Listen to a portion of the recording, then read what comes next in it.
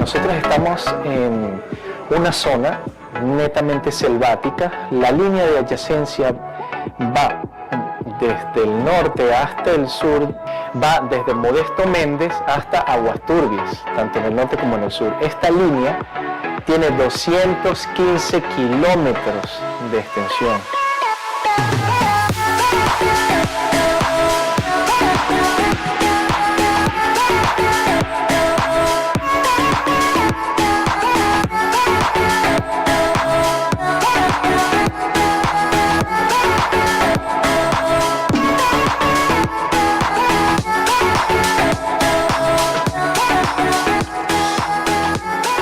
De allí vino él, ese se buscó creo con los de la OEA, y de allí vino el proyecto para acá, para Judá. Y fue que le dieron el terreno, y le dieron todo que era mano de obra y el material para hacer las casas que están ahorita. Y por ese motivo estamos aquí viviendo todavía.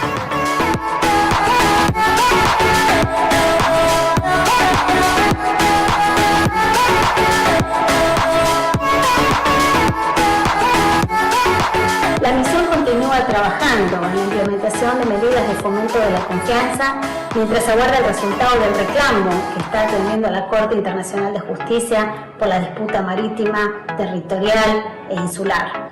Nuestra oficina en la zona de adyacencia realiza verificaciones a solicitud de ambos gobiernos, facilita reuniones y patrullajes conjuntos entre las Fuerzas Armadas y promueve una cultura de paz y cooperación entre las comunidades locales.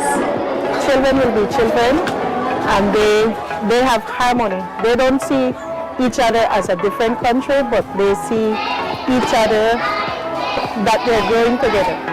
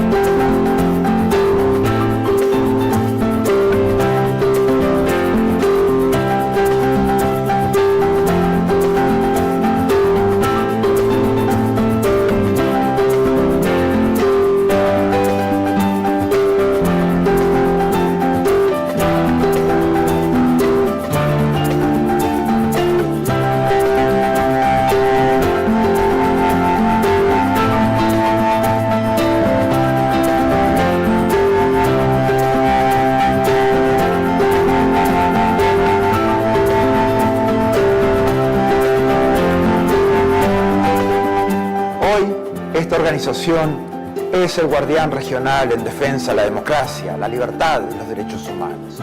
Los países se han comprometido con estos valores a través de instrumentos legales como la Carta Democrática Interamericana, la Convención Americana de Derechos Humanos y todas las demás convenciones interamericanas. Nuestro trabajo es mantener los más altos estándares. Debemos ser objetivos, analizar los hechos, denunciar cuando veamos corrupción, inequidad o amenazas a la libertad. En esos casos no podemos ser neutrales.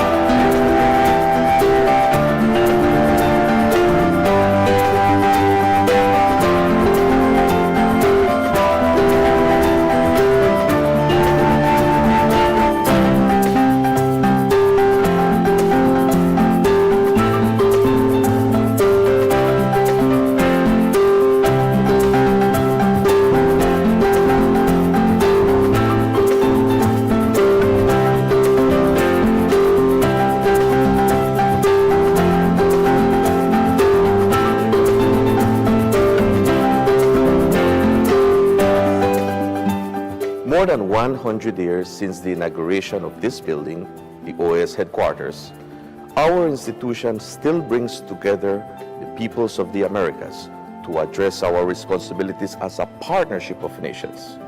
As we look to the future, our work must also focus on the construction of a positive agenda that continues to favorably impact millions of lives every day.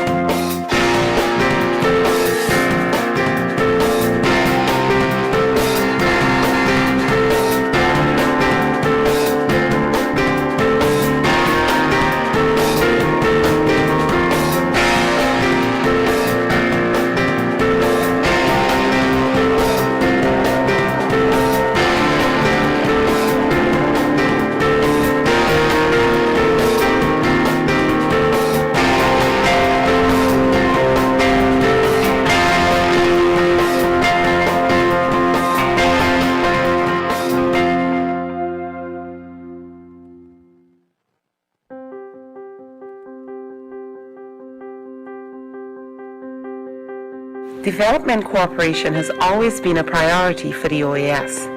The OAS SETI works with all member states to identify common challenges and define solutions through policy dialogue, which is transformed into action through technical cooperation initiatives. Policy dialogue is central to our work in development. The OAS SETI convenes development leaders in 11 ministerial meetings and high-level processes on priority areas such as competitiveness, labor, education, among others.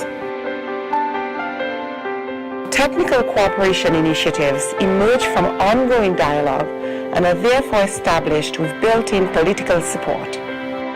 All of our actions place people at the center, generating a multiplier effect in the region. We enhance human capacity by working with key stakeholders. This strengthens institutions, improving policies and programs, benefiting millions of people in the Americas.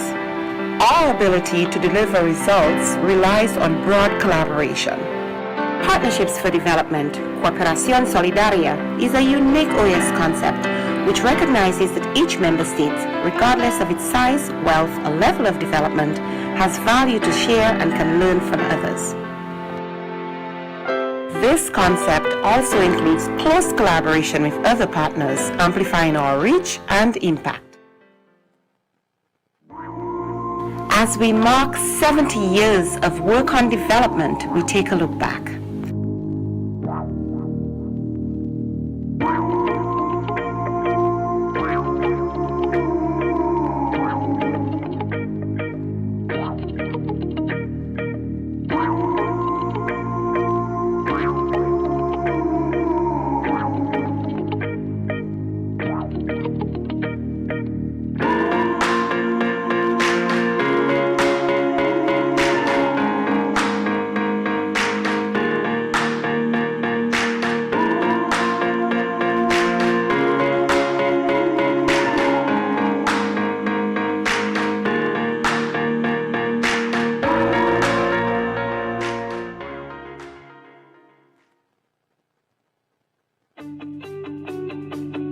This long evolution, driven by member states, has fine-tuned our unique model to support inter-American development.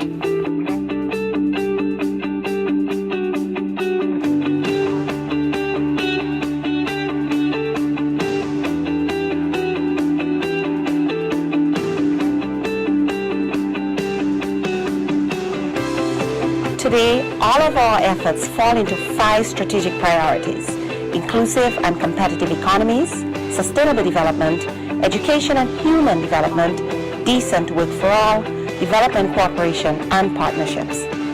These are aligned with the Sustainable Development Goals and the regional attainment of the 2030 Agenda. These priorities are also areas where the OAS study has extensive experience and proven impact.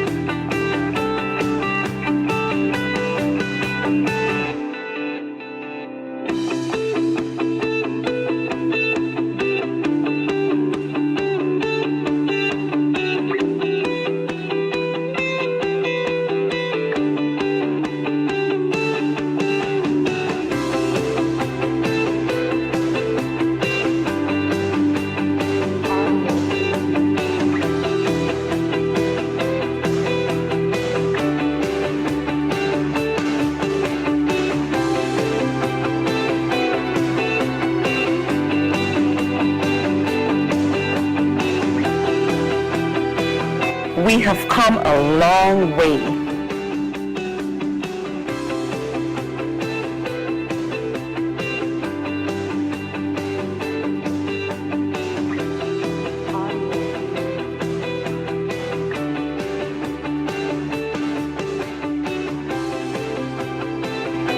But still have much work to do.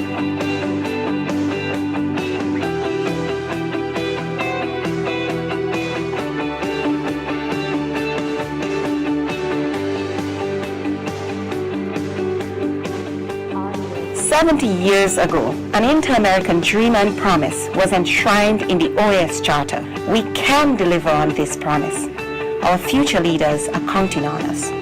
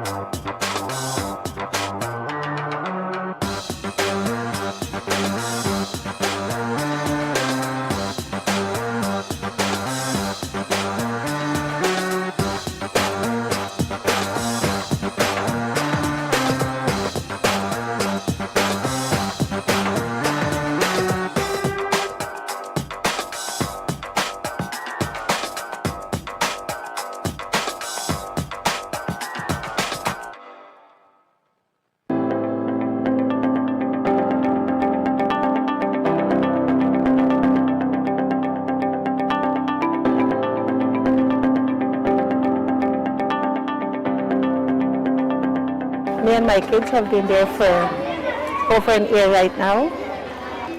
And children are friends. It doesn't matter where they come from.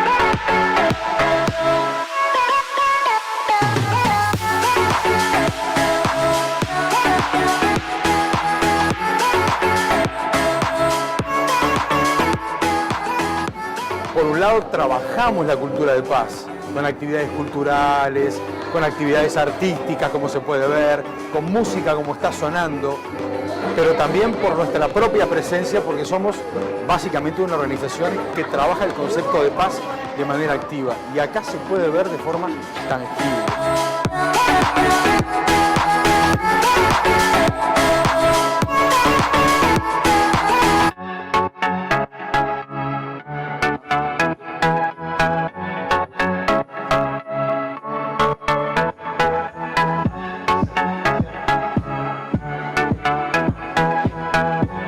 Nosotros estamos en una zona netamente selvática. La línea de adyacencia va desde el norte hasta el sur, va desde Modesto Méndez hasta Aguas Turbias, tanto en el norte como en el sur. Esta línea tiene 215 kilómetros de extensión.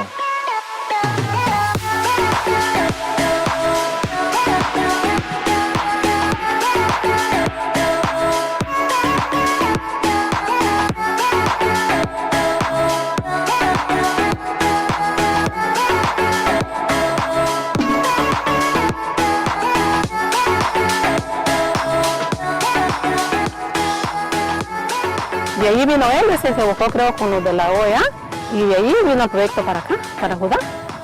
Y fue que le dieron el terreno, y le dieron todo que era mano de obra, y el material para hacer las casas que están ahorita. Y por ese motivo estamos aquí viviendo todavía.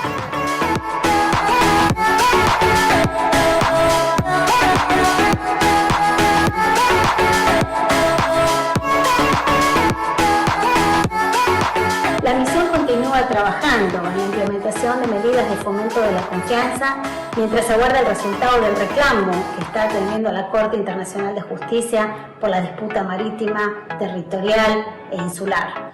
Nuestra oficina en la zona de adyacencia realiza verificaciones a solicitud de ambos gobiernos, facilita reuniones y patrullajes conjuntos entre las Fuerzas Armadas y promueve una cultura de paz y cooperación entre las comunidades locales.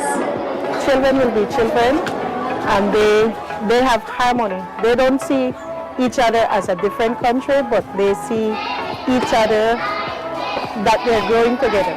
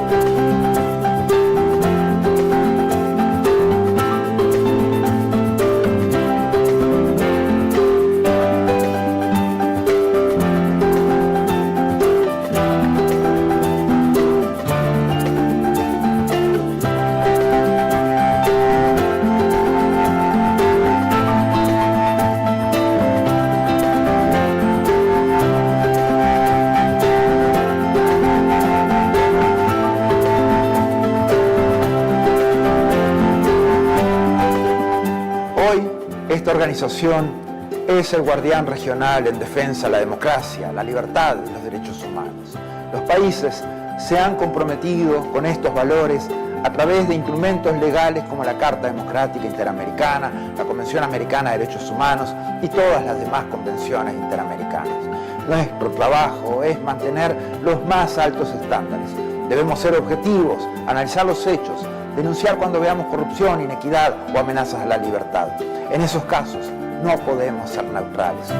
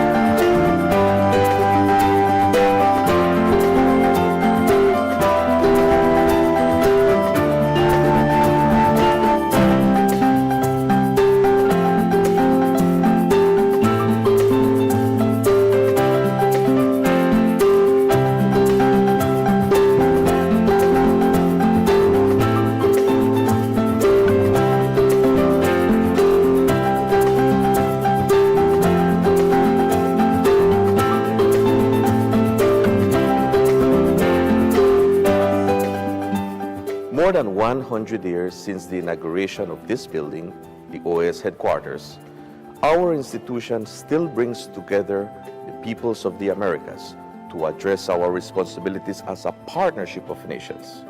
As we look to the future, our work must also focus on the construction of a positive agenda that continues to favorably impact millions of lives every day.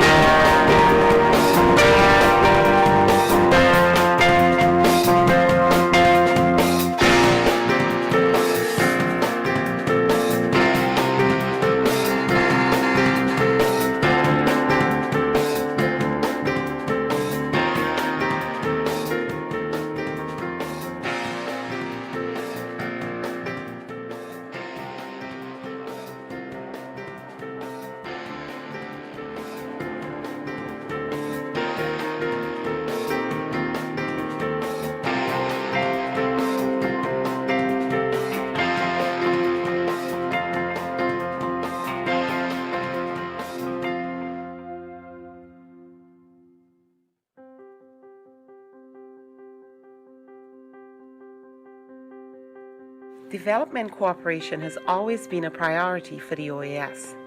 The OAS SETI works with all member states to identify common challenges and define solutions through policy dialogue, which is transformed into action through technical cooperation initiatives.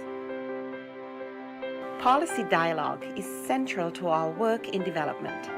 The OAS SETI convenes development leaders in 11 ministerial meetings and high-level processes on priority areas such as competitiveness, labor, education, among others.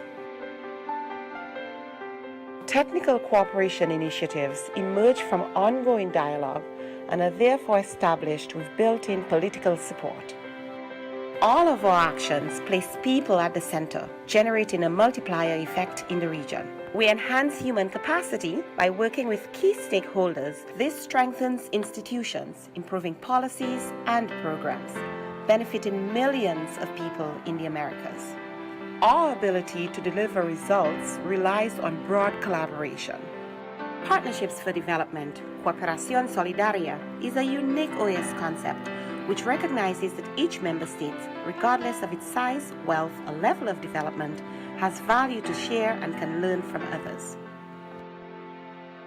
This concept also includes close collaboration with other partners, amplifying our reach and impact. As we mark 70 years of work on development, we take a look back.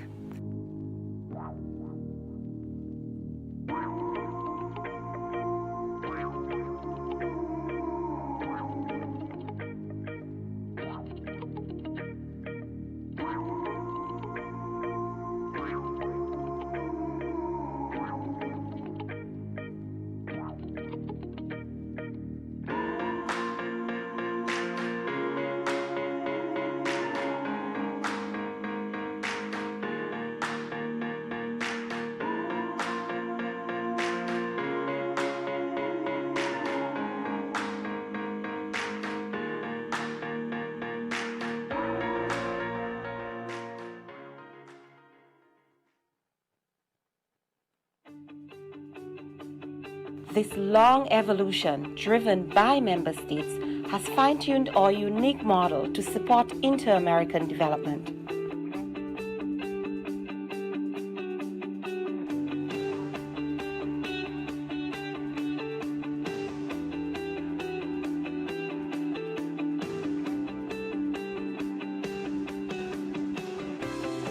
Today, all of our efforts fall into 5 strategic priorities: inclusive and competitive economies, sustainable development, education and human development, decent work for all, development cooperation and partnerships. These are aligned with the Sustainable Development Goals and the regional attainment of the 2030 Agenda. These priorities are also areas where the OAS SETI has extensive experience and proven impact.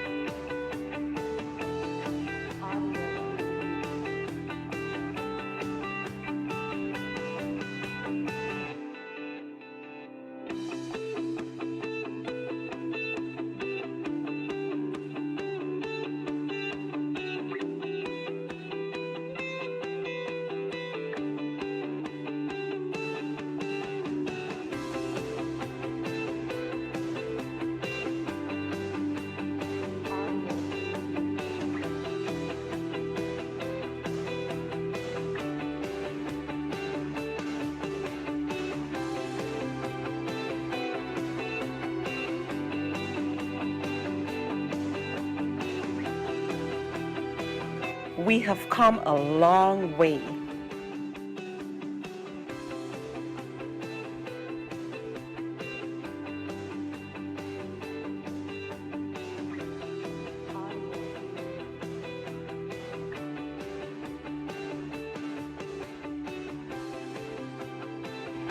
But still have much work to do.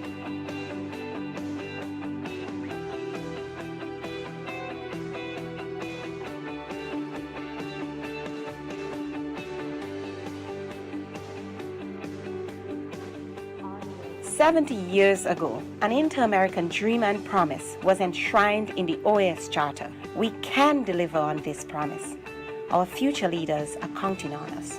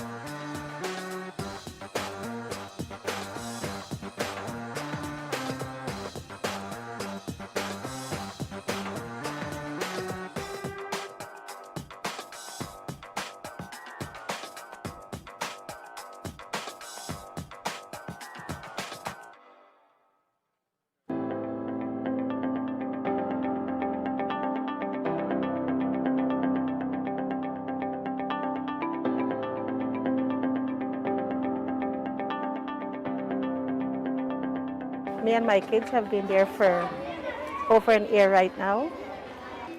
And children are friends. It doesn't matter where they come from.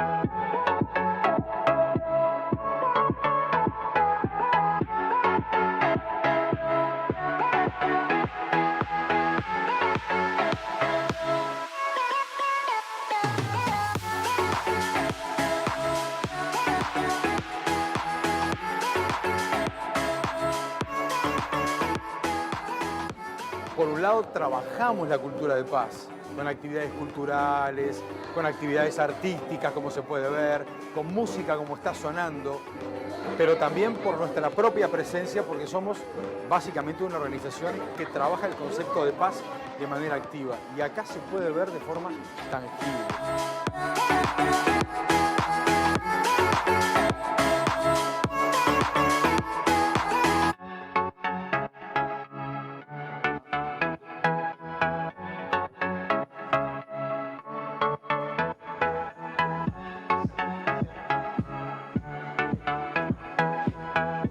nosotros estamos en una zona netamente selvática. La línea de adyacencia va desde el norte hasta el sur, va desde Modesto Méndez hasta Aguas Turbias, tanto en el norte como en el sur. Esta línea tiene 215 kilómetros de extensión.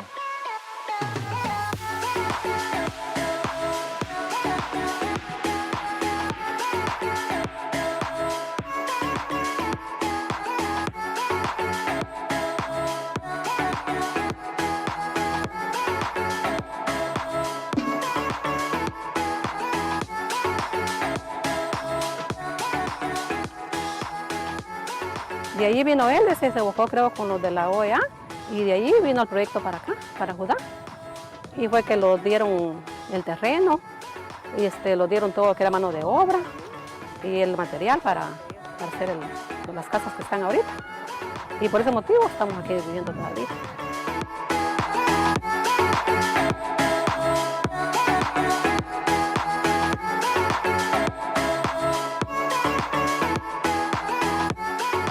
La misión continúa trabajando en la implementación de medidas de fomento de la confianza mientras aguarda el resultado del reclamo que está atendiendo la Corte Internacional de Justicia por la disputa marítima, territorial e insular. Nuestra oficina en la zona de adyacencia realiza verificaciones a solicitud de ambos gobiernos, facilita reuniones y patrullajes conjuntos entre las Fuerzas Armadas y promueve una cultura de paz y cooperación entre las comunidades locales. Children will be children, and they have harmony. They don't see each other as a different country, but they see each other that they're growing together.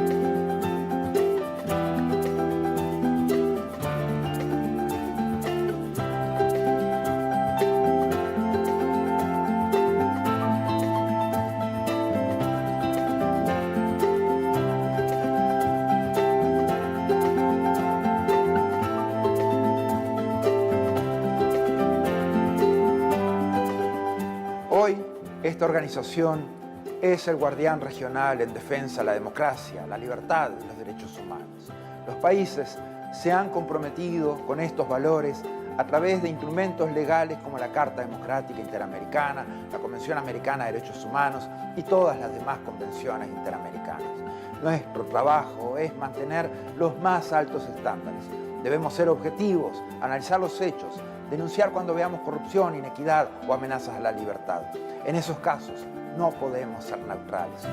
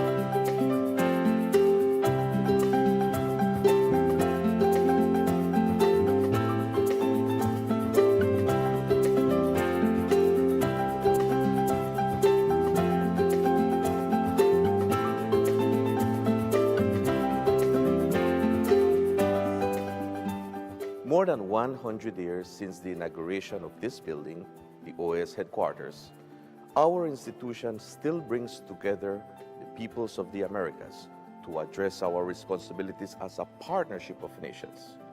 As we look to the future, our work must also focus on the construction of a positive agenda that continues to favorably impact millions of lives every day.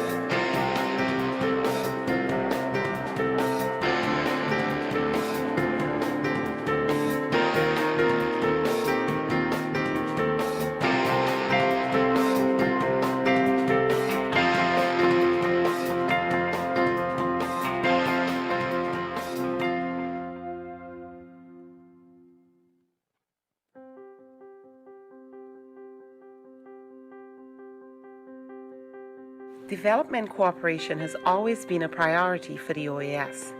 The OAS SETI works with all member states to identify common challenges and find solutions through policy dialogue, which is transformed into action through technical cooperation initiatives. Policy dialogue is central to our work in development. The OAS SETI convenes development leaders in 11 ministerial meetings and high-level processes on priority areas such as competitiveness, labor, education, among others. Technical cooperation initiatives emerge from ongoing dialogue and are therefore established with built-in political support. All of our actions place people at the center, generating a multiplier effect in the region. We enhance human capacity by working with key stakeholders. This strengthens institutions, improving policies and programs, benefiting millions of people in the Americas. Our ability to deliver results relies on broad collaboration. Partnerships for Development, Cooperación Solidaria, is a unique OAS concept which recognizes that each member state, regardless of its size, wealth, or level of development, has value to share and can learn from others. This concept also includes close collaboration with other partners, amplifying our reach and impact. As we mark 70 years of work on development, we take a look back.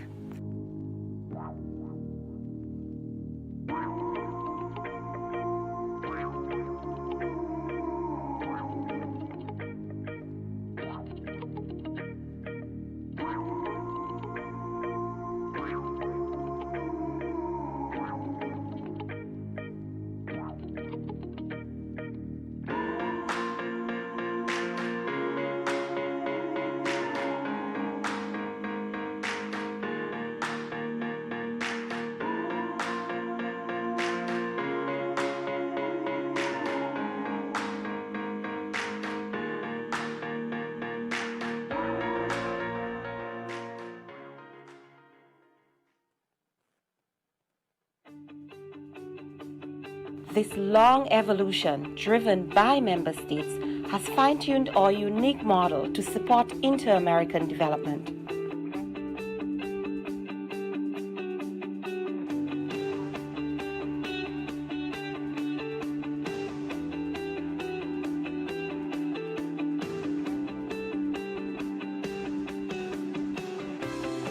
Today, all of our efforts fall into 5 strategic priorities: inclusive and competitive economies, sustainable development, education and human development, decent work for all, development cooperation and partnerships. These are aligned with the Sustainable Development Goals and the regional attainment of the 2030 Agenda. These priorities are also areas where the OAS SETI has extensive experience and proven impact.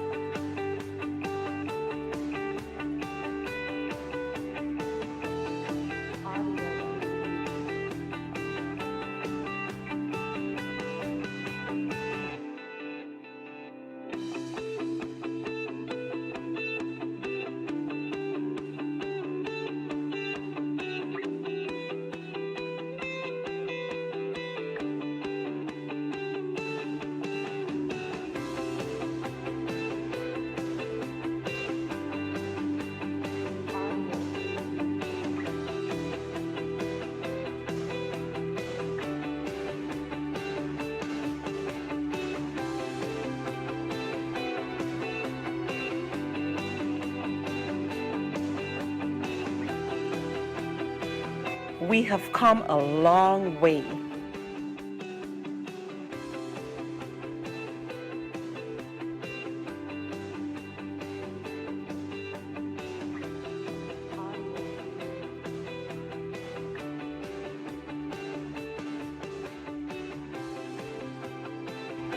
But still have much work to do.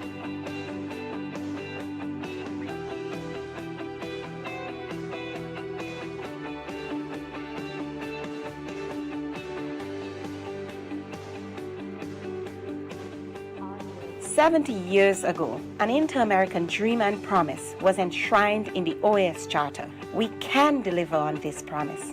Our future leaders are counting on us."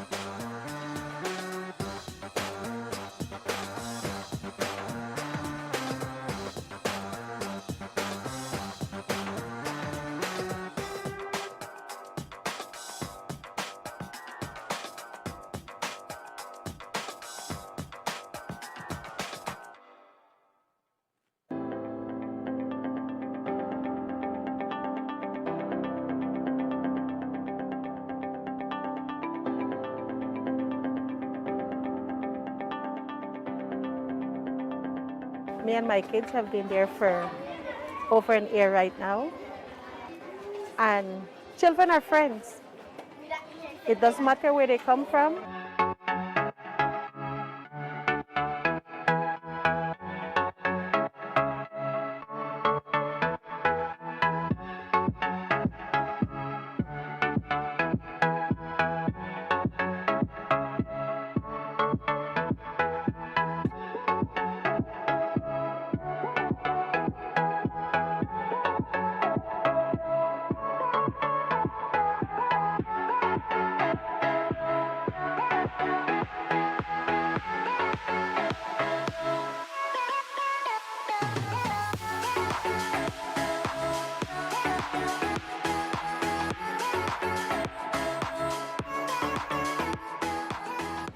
Por un lado, trabajamos la cultura de paz, con actividades culturales, con actividades artísticas, como se puede ver, con música como está sonando, pero también por nuestra propia presencia, porque somos básicamente una organización que trabaja el concepto de paz de manera activa. Y acá se puede ver de forma tangible.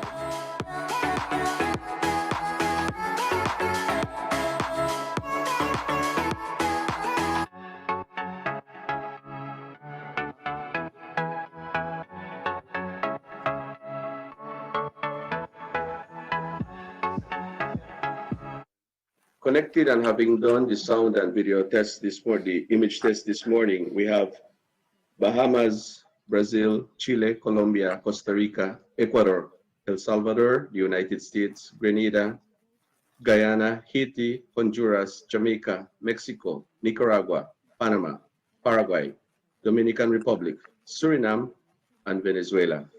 We have quorum, Madam Chairman. Thank you, Mr. SG.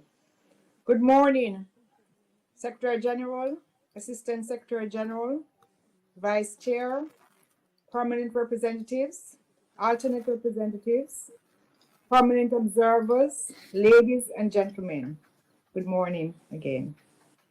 I'm pleased to call to order this meeting of the Permanent Council, which has been convened at the request of the Permanent Observer Mission of Spain, consistent with the traditional session entitled The Encounter of Two. The Encounter of Two Worlds refers to a turning point in history, during which Europeans and Native Americans came into contact. This encounter caused a significant rupture in the social cohesion of the many normative cultures that had existed in the Americas before the arrival of Europeans.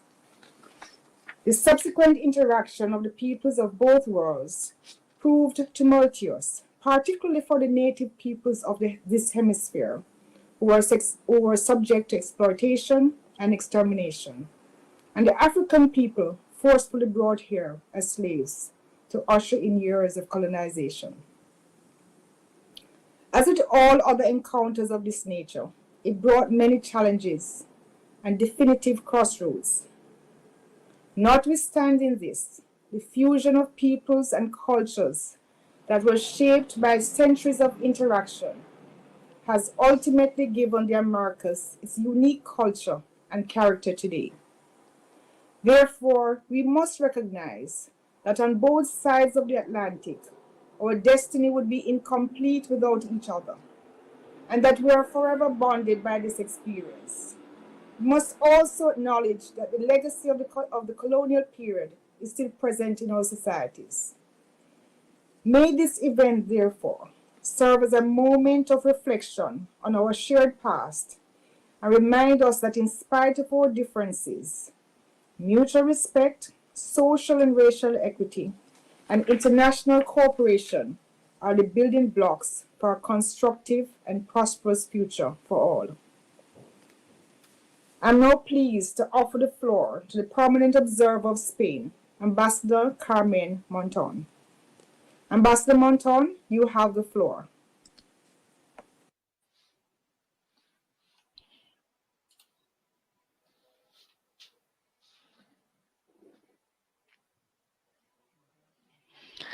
Ambassador, please request the floor.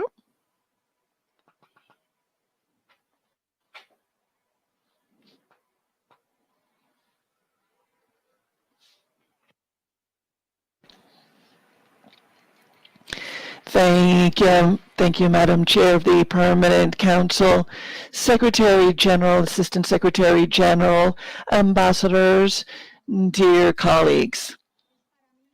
It is an honor for me to represent Spain today at this special session of the Permanent Council, where once again we are commemorating the traditional encounter of two worlds.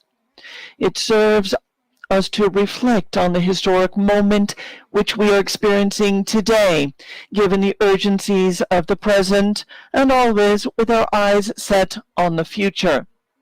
With the passion of our convictions and values, with a view toward building a more resilient, supportive, empathetic, cooperative, just, and sustainable world in the wake of the pandemic. Spain is a country that has consciously chosen this date of great national significance as a day, as its central motive, as an event that will never belong exclusively to it, because it does not refer to an independence, to the approval of a constitution, a birthday, or a battle well fought, It refers to a universal event that has transformed Spain and the Americas and the Caribbean forever. This choice is an eloquent acknowledgement of the importance we attach to our ties to the American continent, an event that includes the diversity of views that the region of the Americas and the Caribbean, as well as Spain, treasure.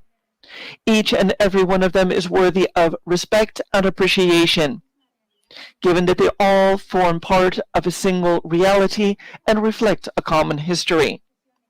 This is also the value of this special session, that year after year we can collectively and respectfully come together to share our different views.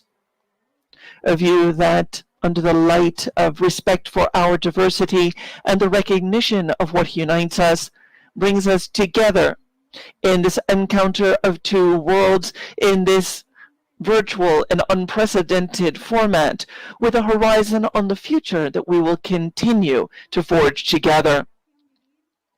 It is befallen our generation to experience this tremendous crisis of COVID-19, as well as to seek and agree upon solutions.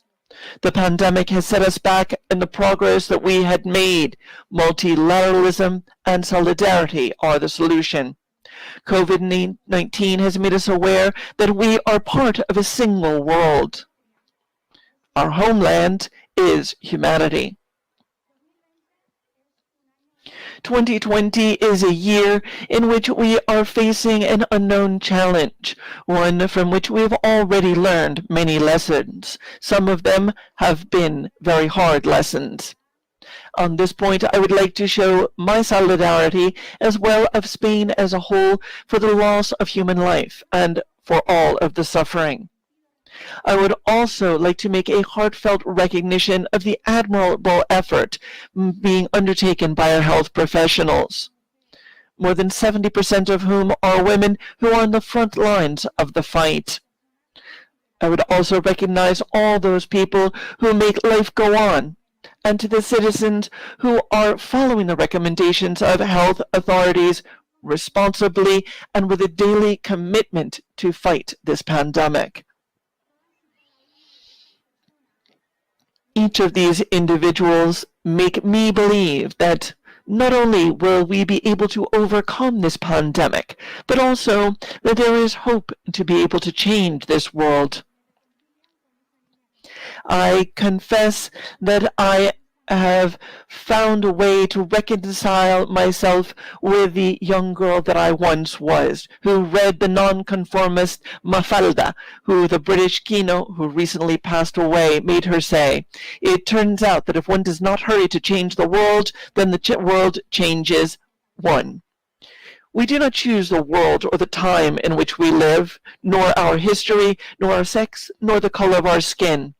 But we can choose the common good and make the world a better place. Ladies and gentlemen, Spain, which, like so many other countries, has suffered and continues to suffer the effect of the COVID-19 pandemic, defends as a means of a solution an agenda of solidarity, an agenda of economic commitment, and an agenda of political strategy. These three agendas are the ones that we have promoted in association with countries in this organization, making use of all of the multilateral fora and instruments at our disposal. I would like to quote or cite three examples of this.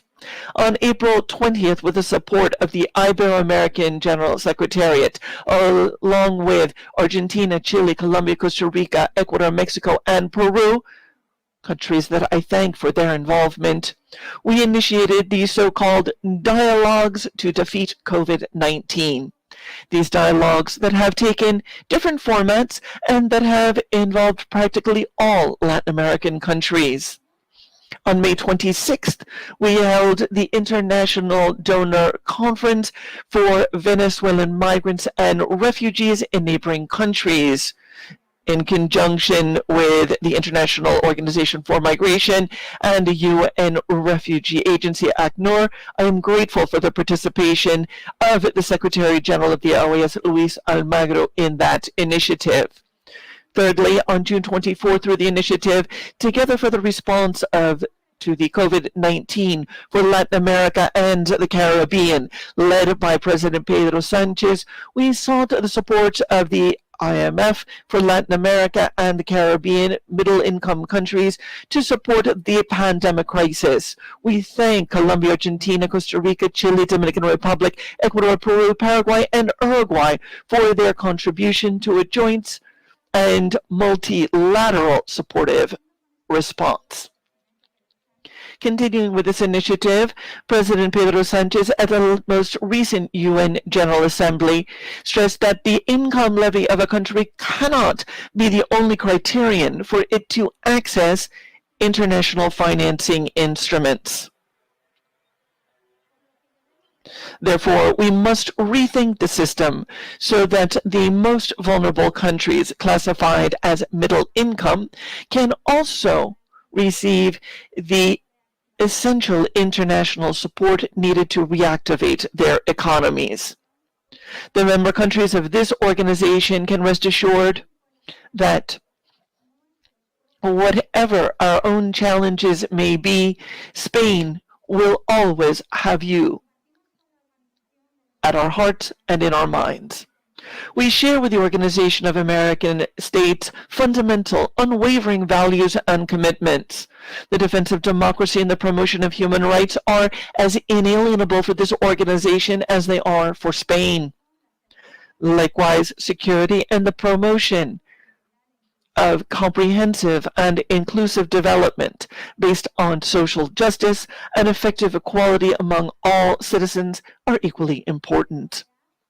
The desire of the OAS and of the inter-American system to address and to mitigate the effects of this crisis is an effort that we also make our own. We are cognizant that the challenge we face will require an ongoing and sustained effort that leaves no one behind, because the pandemic is hitting particularly hard the most vulnerable among us. For this reason, we are convinced that our democracies, understood as much more than a form of government, but rather as a framework of values for coexistence and the ethics to care for others, are obligated to face this crisis by maintaining the commitment to ensure material and effective equality to all citizens, commitment to the elimination of inequality, discrimination based on sex, age, belief, ideology, ethnicity, sexual orientation, or gender identity, a commitment to the elimination of poverty. In 2021, it will have been 15 years since the Spanish Fund for the OAS was created. Before, we had the privilege of being admitted as the first observer country to this organization in 1972. We already maintained cooperative relations with the OAS. These relations that have enriched and strengthened over the years, clearly. The pandemic has highlighted and renewed the relevance of the work of the OAS and the organization's effort to innovate and to adapt to circumstances. Spain has worked hand in hand with the OAS in this work, in evaluating and redefining actions and priorities, and it has made it its own as well through the projects that we have considered to be a priority for the Spanish Fund for the OAS. The adoption of a broad human rights approach, which also emphasizes the right to health and related public health actions, economic, social, cultural, and environmental rights. These are issues that are more than ever before us. The agenda for the promotion of full equality of women's rights, as developed by the Inter-American Commission of Women, is also a major issue at this juncture, when gender-based violence, the overload of care, and economic precariousness for women has risen. Spain believes in feminism and will not abandon its firm commitment to eliminate the former of these inequalities. Spain is also aware of the two sides of the migration issue, the drama of the migrant and the challenges of those who receive them. We have assumed the chair of the platform for support of the MIRPS, and we are working in coordination with the Department of Social Inclusion of the OAS to contribute in a constructive and pragmatic manner. The actions of the organizations that make up the Inter-American system must be more complementary than ever. The effort undertaken by this organization throughout this year to intensify cooperation with the Pan American Health Organization and other regional entities is indispensable. This is how Spain understands it. For this reason, our voluntary contribution this year to PAHO has introduced some innovations to address the new needs stemming from the COVID-19 pandemic, and has been guided by that same approach of complementarity. Because reforming and strengthening the global health system with a universal approach that ensures equitable access to healthcare and the vaccine, as was said at the most recent PAHO Steering Council session, is the right thing to do as well as the smart thing to do. Let me conclude with a final reflection and our very kind words to the Spaniards who inhabit all of the Americas. And let me note, as our poet Federico Garcia Lorca said, in a loose translation, the Spaniard who has not been to America does not know what Spain is. End quote. Friends, Spain cannot be understood without Americas. Today, I reiterate Spain's emotional, political, institutional, and material commitment of Spain to this organization, as well as its member states. You will always find us close by. Thank you very much for your attention. Thank you very much, Madam Chair.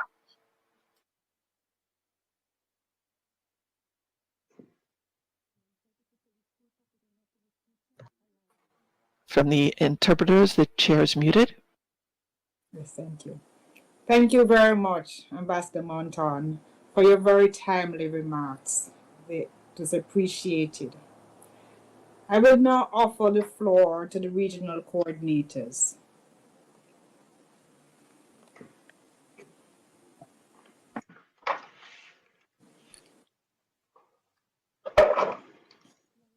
The delegation of Brazil has the floor.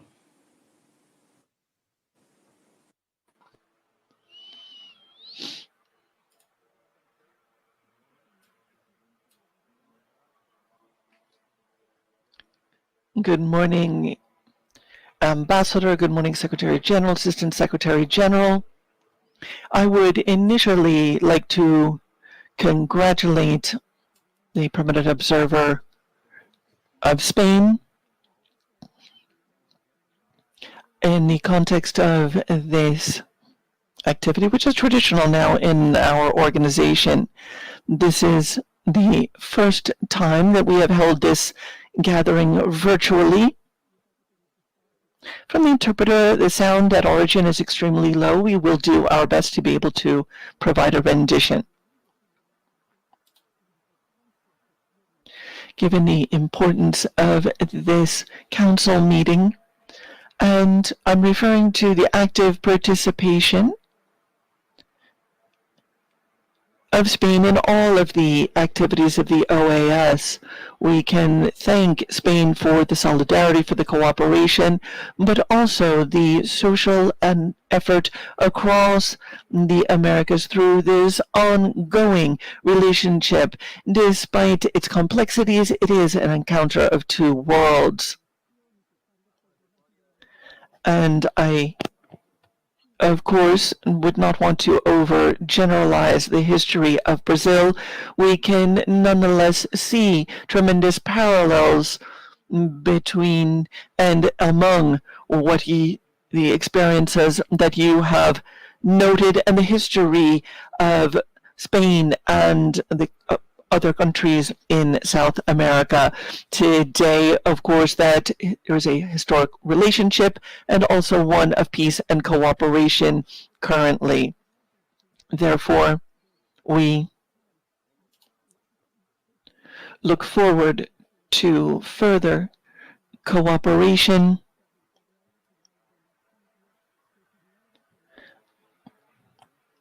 Madam Chair, Ambassador Monton, this brings to our memory recognizing the diversity of the Americas. There's a fundamental understanding of our past and the construction of our future. Commemorating in Portuguese also means to remember, and this event allows us to engage in these activities and together to reflect on the two meanings of the word commemorate. We can see the two civilizations, of course, that have come together, but we should also remember the challenges that we have confronted in the interdependence of our two worlds is something that we acknowledge as something that has helped to forge the identity across the continent and is increasingly important in this year because of the catastrophic effects of COVID-19. It also provides us with opportunities for renewed diplomatic efforts. It is therefore in this context that our two worlds must expand our relationship of solidarity in the context of our independence of criteria. Therefore, Ambassador Monton, I'm pleased to bring you the congratulations and the cordial greetings of Brazil on the celebration of this event, which is an important one as well for our country as well. Thank you very much, Madam Chair. Thank you. We thank the delegation of Brazil. And now acknowledge and offer the floor to the delegation of Chile. Chile, you have the floor.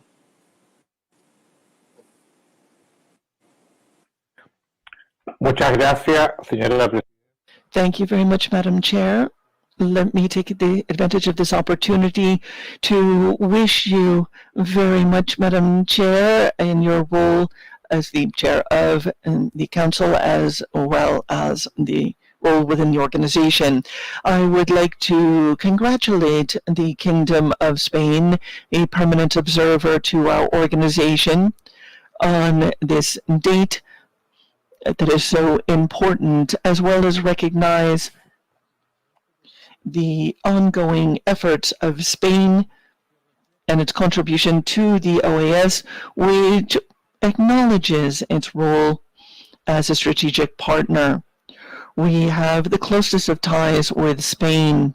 Let me highlight on this note the importance of the Spanish language, of course, which has been a fundamental means of communication, and that today is a common thread and a cultural tie among our countries in the region. Today, Chile presides over the council within the within the UN with regard to Spanish as a common language, as well as the use of the 6 official languages of the UN.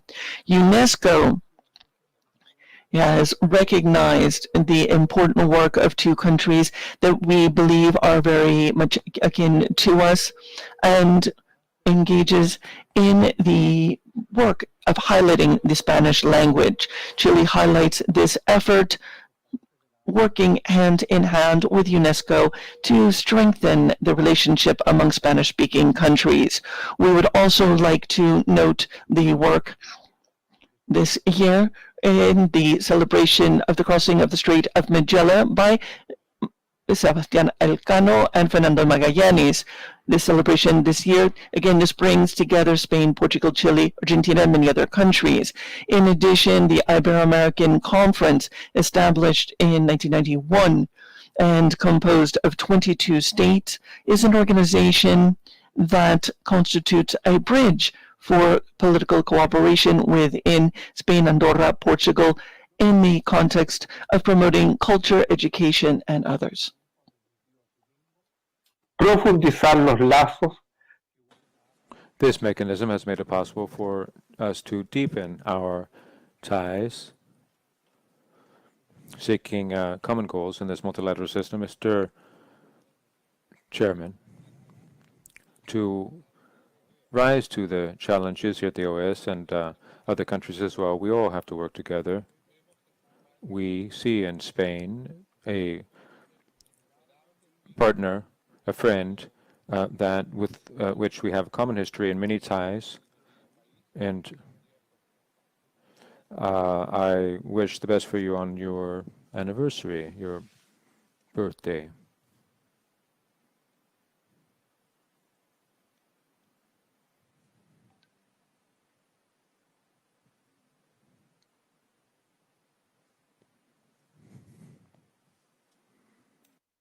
I'm having difficulty keeping my connections. I'm gonna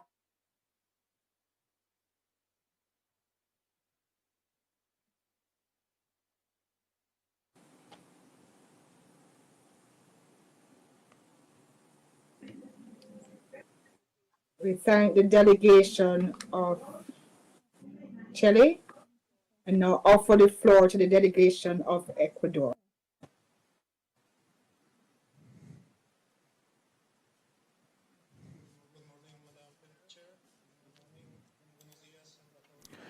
Good morning, Ambassador Luis Almagro, Ambassador Mendez.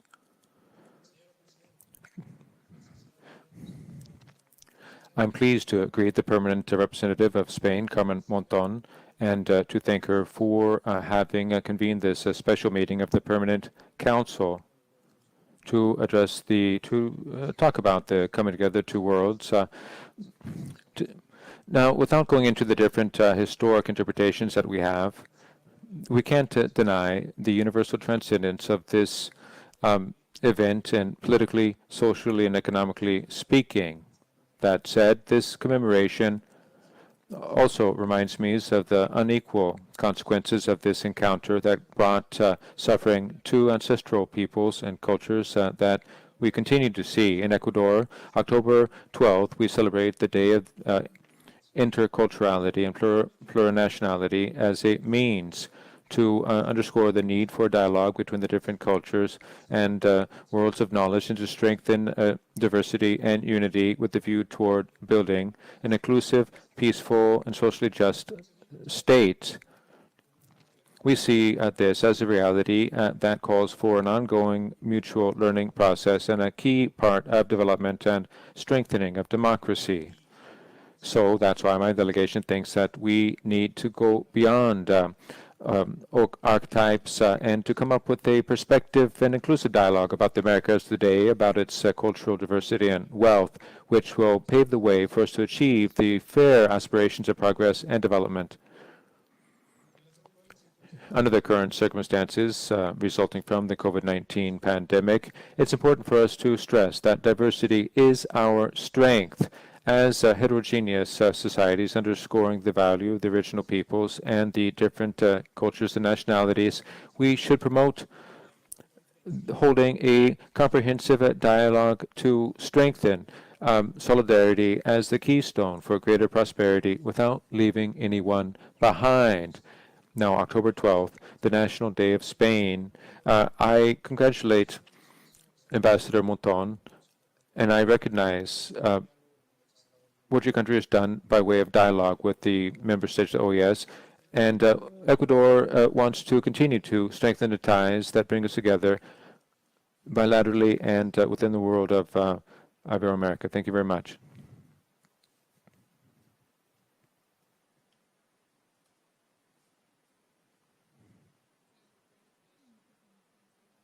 I must just pause here to advise that I am having some technical difficulties. My vice chair, Ambassador Colley, will continue the meeting. Again, Ambassador Monton, it has been a pleasure celebrating this occasion with you. And I will now offer the floor to the delegation of El Salvador.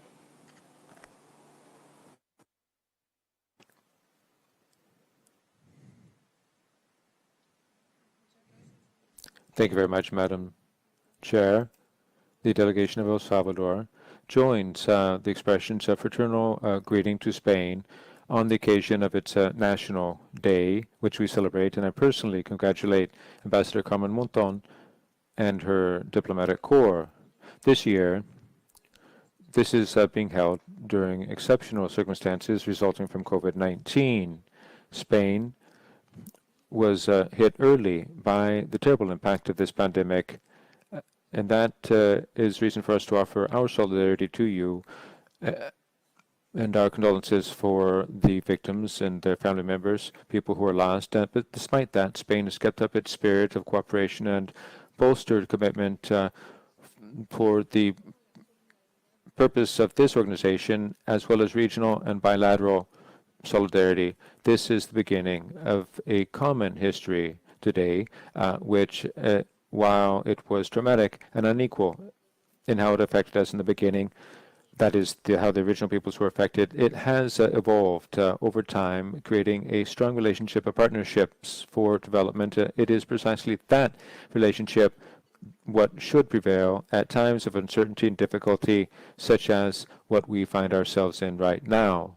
That's why we offer our thanks to Spain's contribution to the fight against the pandemic in my country, where we received healthcare professionals who, in a selfless way, came to El Salvador to assist our local population. I thank you very much for that. I would also like to thank you for your interest in supporting the work that the Regional Comprehensive Framework Group, MIRPS, to come up with solutions, has been engaged in to seek out lasting solutions to the very difficult situation that refugees and displaced persons in the region face, even more so given the pandemic. Now, this is an encounter, a partnership that we should strengthen so that we can tackle together economic, social, and health challenges that the world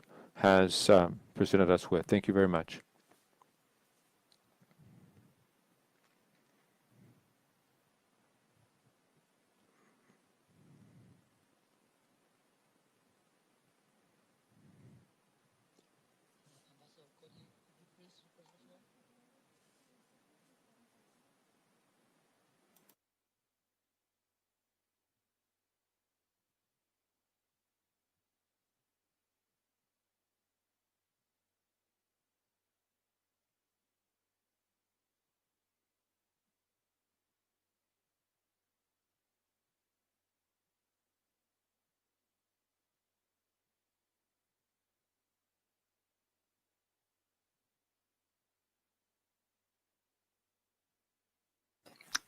You have to request the floor again, Ambassador Colley.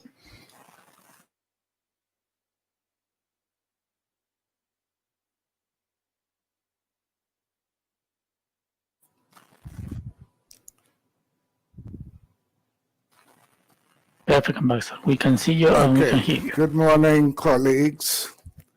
I'm standing by. I guess it's always good to have someone on standby. I'm standing in for our chair, who is having technical difficulties with her device. I see the USA is asking for the floor. USA, You have the floor. Thank you very much, Ambassador Colley. We welcome the opportunity to come together and recognize the contributions and role of Spain, our hemisphere, and the OAS as the U.S. concludes events this week across our nation in commemoration of National Hispanic Heritage Month. In doing so, we acknowledge the Encounter of Two Worlds, or also called El Dia de Hispanidad, Discovery Day, El Dia de la Raza, Columbus Day. It has many names, as mostly known as Columbus Day in the United States. Madam Chair, my delegation would like to begin by thanking Ambassador Carmen Monton, Spain's permanent observer to the OAS, for Spain's ongoing engagement and leadership among our community of OAS members and observer states. We'd also like to commend the ambassador and her government for the generosity of the people of Spain, for their advocacy, commitment, and support for key OAS programs and initiatives that are central to the attainment of the core values of this institution as enshrined in the Inter-American Democratic Charter. We also recognize their generosity on all the issues of COVID-19 and combating this worldwide pandemic. But in particular, on the Democratic Charter, Spain's long-standing consistent advocacy for OAS electoral observation missions and their key functions, which rely almost entirely on voluntary donor support, have been especially vital to strengthening democracy in our region and serve as an example to others. Mr. Chair, Spain's contributions to our inter-American community are also framed in the rich history of exchange and cultural interaction, which we must also recognize. So in closing, the United States is very pleased to have this PC, which marks an incredibly important day that has affected the entire world. Thank you.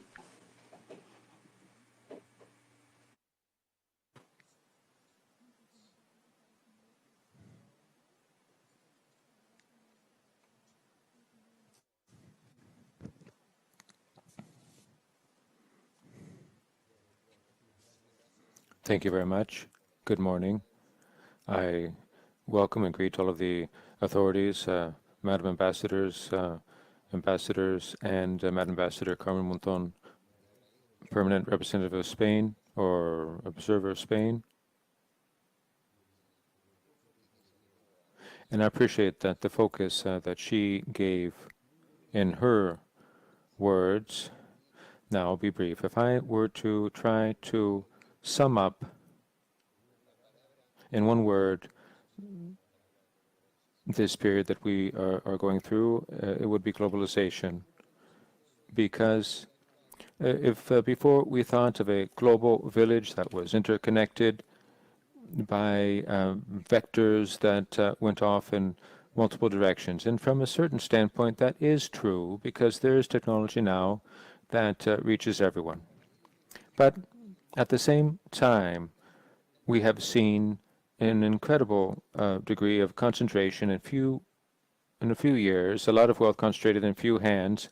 And if you look at just the etymology of that concentration, what we see is it has given rise to a situation of access to goods which is quite different. It's stratified, it's segmented.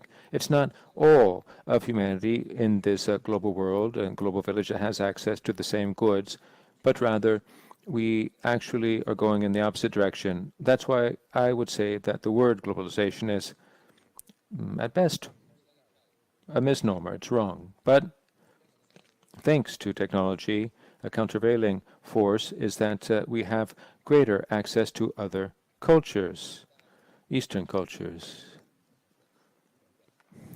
African cultures, Hindi cultures, Islamic cultures, I don't want to overlook any, and the original cultures of the Americas. That's why in Argentina, for a decade now, we changed the meaning of this day of celebration. It was, we call this the day of, it was called the Day of the Race, La Raza, but now it's one of global respect. And that was an extraordinary shift that we made. I was hearing Carmen Monton say from Spain that at this stage in the games, you can't even think of Spain without the Americas, and the Americas can't imagine itself without Spain. I'm speaking in Spanish, after all. That is my mother tongue. These are values that have been transmitted and have mixed. There is no superior race or culture and an inferior race or culture. There's a dialogue, there's communication, there's connection. But what we do have are different levels of suffering, higher levels of suffering. And that's why when the representative of Spain said that collaboration is not something that you can quantify, it's a social phenomenon. You don't just look at levels of income, you have to look at levels of vulnerability. We can't just look at how much a country kicks in to collaborate, but how much is needed, how much that collaboration is needed between the two countries. So in research centers and universities, we see that history is broken down into categories of the antiquity, medieval period, modern times. This has to do with European development. The historic processes of other cultures that don't fall into that classification. And that is what needs to be opened up. We have to open ourselves up to the different interpretations that exist in all of the world's cultures. So briefly,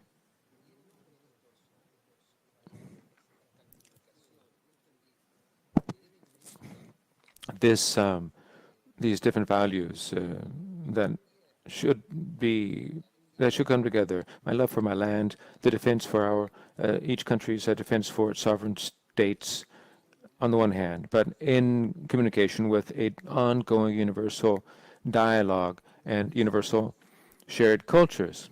And so there are two things on that I would just conclude with. First, when you read Pope Francisco's last encyclical, it's extraordinary from the standpoint of his moral leadership as a believer or a non-believer alike. And last, I would stress that of developing peoples, not in the Americas necessarily, but there's an anecdote, I think, that fits here. A Portuguese anthropologist, Aventura dos Santos, and I'll conclude with this anecdote. So this anthropologist did a test with children 5 or 6 years of age, and he had a bag of candy that he put in front of them, a group of children, and he said to them, now when you hear the chime go off, everyone run toward the bag and see what you can get. And the children ended up holding their hands and walking together, and the anthropologist couldn't believe that they were walking together and not racing. And so he asked, no one wants to get to the bag of candy first? And they said, no. Why? Because if I have a candy and my friend next to me doesn't, I'm not happy. And I think that teaches us something that we have to keep in mind in this dialogue of cultures and contact, coming together of cultures. That is, I think, what we get from this session and that we have to focus on in this celebration. Thank you very much.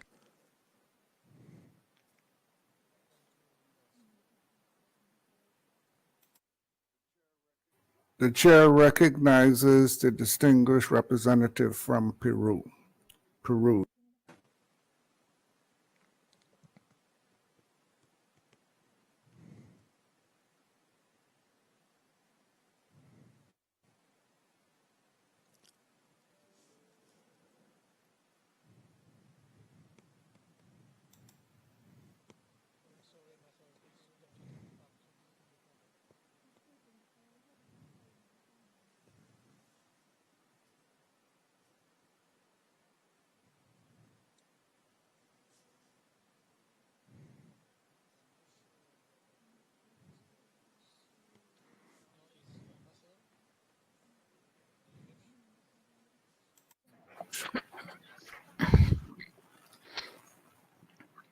Ambassador, it's the turn of the Dominican Republic, sir. He's on screen now. Oh, okay. Thank you. Can you hear me? Yes, we hear you. Thank you very much. Mr. President, Mr. Chair. The delegation of the Dominican Republic would like to say how pleased it is to take part in this Permanent Council session. October 12th, 1492, a group of men touched ground after having traveled for a number of months and set foot on what later would become known as Americas. And the Mexican philosopher and historian, Don Miguel Portillo, that is, today we are commemorating, as he said, we celebrate the date not only of those who came here and discovered unknown lands to them, but we also recognize the presence of those who for millennia lived in these lands and expressed their voices. Mr. President, Mr. Chair, for the Dominican Republic, it's this date is very meaningful. As the Spanish chief of state said in arriving on May 31st of 56, the chief of the head of the Spanish delegation,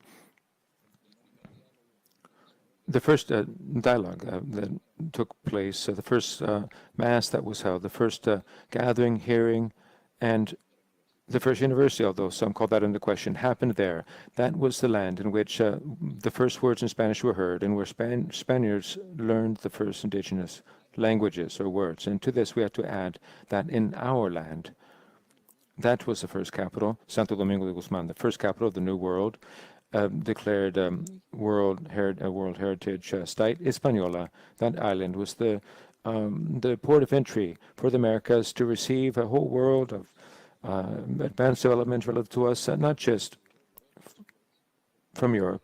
Europe also received from us our heritage. The languages, the customs of Spain was the beginning of a mixture of traditions and cultures that, along with the wealth of indigenous peoples and of the African peoples, gave rise to what we know as Hispano-America today.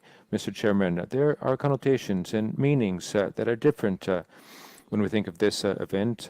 Not everything was rose-colored because the peoples of these lands were decimated and attacked. It was here that the first indigenous rebellions under the Atwe people, in which Sebastian Lima led an African uprising, and were the first voices calling for justice were heard. 2 sermons were pronounced on November 30th and December 7th, 1511, in which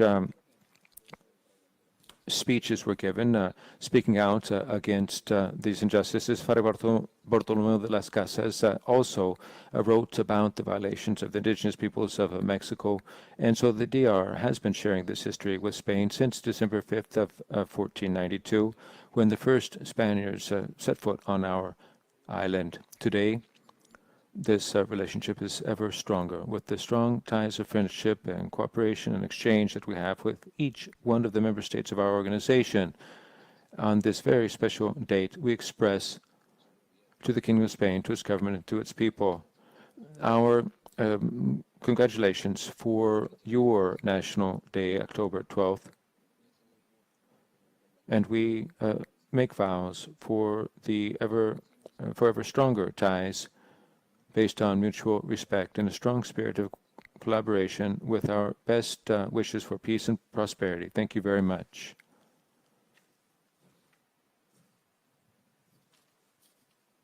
Representative from the DR for those remarks. And I now give the floor to Ambassador Rita Scully.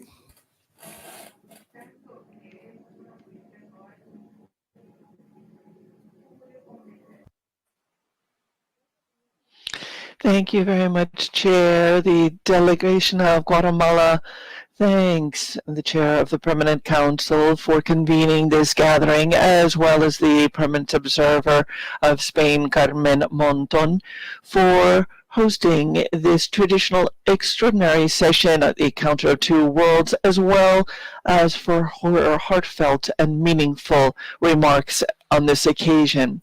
It is an important event because it provides an opportunity to continue to expand and to strengthen the relationship that Spain, as the first permanent observer country to the OAS, has engaged in to strengthen the relationship with the people and the countries of the region through this hemispheric forum.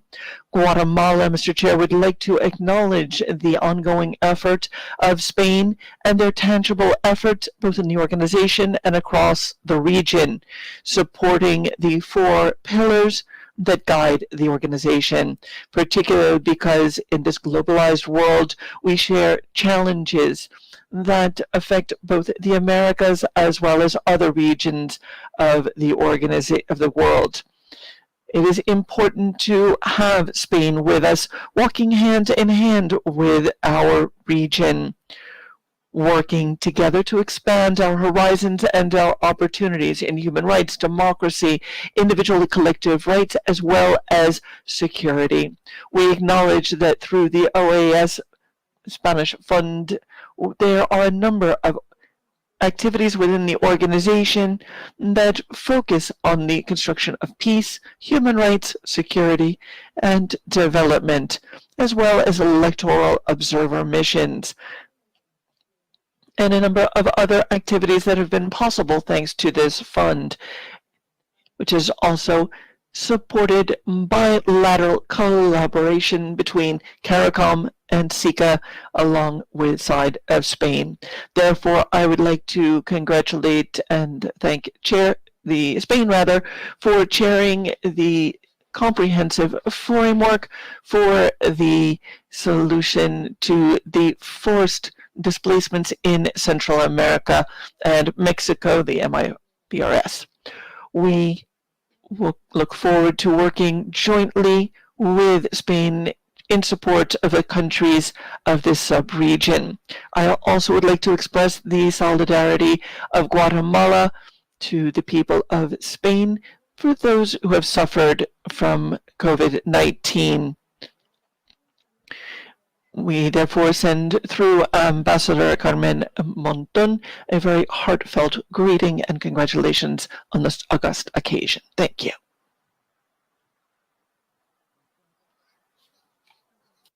Guatemala for those remarks. And now I see the distinguished Ambassador Luis Cordero from Honduras is requesting the floor. Ambassador, you have the floor. Good morning. Thank you very much, Mr. Chair, Secretary General, Assistant Secretary General, permanent representatives, alternate representatives, friends, all. I would like to thank the permanent observer representative of Spain, Ambassador Carmen Monton, for inviting us to convene this gathering on this very important occasion upon which, on October 12, 1492, we celebrate the arrival of Christopher Columbus on an island in the Caribbean. This is a date that we acknowledge and we recognize as the beginning of the encounter of two worlds.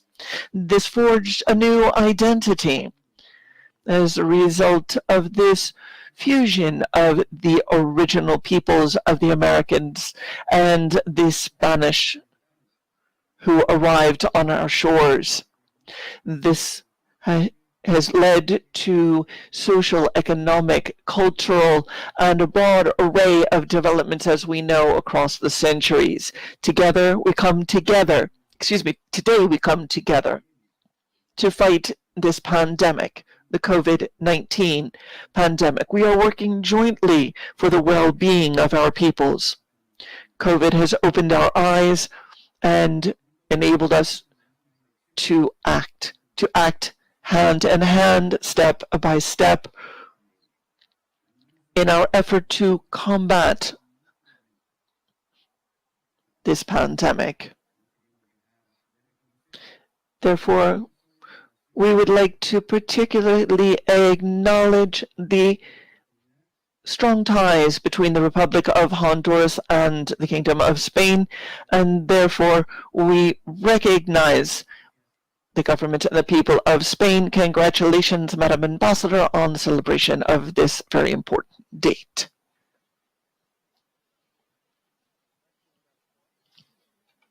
The distinguished Ambassador Maria Rocobert from Panama is requesting the floor. Ambassador, you have the floor. Gracias, presidente. Thank you, Chair. Panama appreciates the convening of this special session and joins those who have spoken before me in celebrating October 12, 1492, as the date upon which the two worlds did come together, and congratulate Spain on this very important occasion. As the permanent observer of Spain to the OAS has noted, we are experiencing a unique moment to acknowledge that beyond our original cultures, we are today brought together increasingly, both because of what we are and to what we aspire. A continent based on humanity can continue to build a promising future for our countries and our peoples. Two cultural expressions came together on the date that we are celebrating that have led to a new creation since then, as well as new opportunities for our politics, our economy, and the particularly important role of our ancestors, both the Spanish language, of course, which is something that we have all inherited in the Spanish-speaking world, but also those that come from our original peoples. May this be an opportunity for us to continue to strengthen our ties with the wonderful country of Spain. Panama has important traditions that reflect our shared values and history, and that reflect the aspects that are inherent to the Americas as well, that recognize this synthesis, and particularly as a result of course, this important date. As Alejandro Ferrer, our foreign minister, has noted, the relationship between Panama and Spain, which are active and fraternal, will continue to move forward through dialogue, trade, investment towards them, and of course culture, as well as through international cooperation. On a personal note, and as a former fellow sponsored by the Spanish Cooperation Agency, I send to you and to your team the warmest regards. Thank you very much, Chair. Thank you very much, Ambassador. Thank you for those remarks. The distinguished representative for Costa Rica have the floor.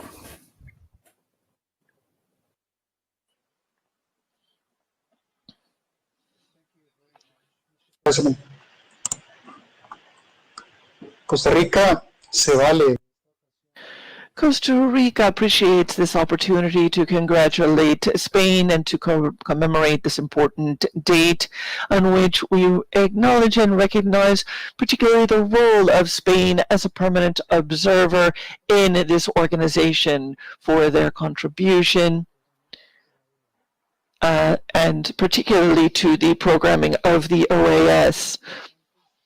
These programs have supported the people and the organization, particularly in the areas of human rights and democracy.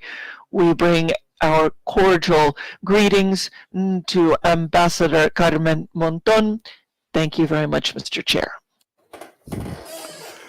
Thank you very much. The chair recognizes Ambassador Gustave Terrell from Venezuela. You have the floor, Ambassador.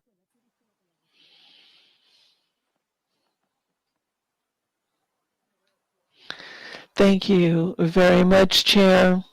Let me take advantage of this opportunity to congratulate you as well as the Chair of the Permanent Council for your mandate that begins this month, and also let me greet Ambassador Carmen Monton and thank you for inviting us to join this meeting of the Permanent Council.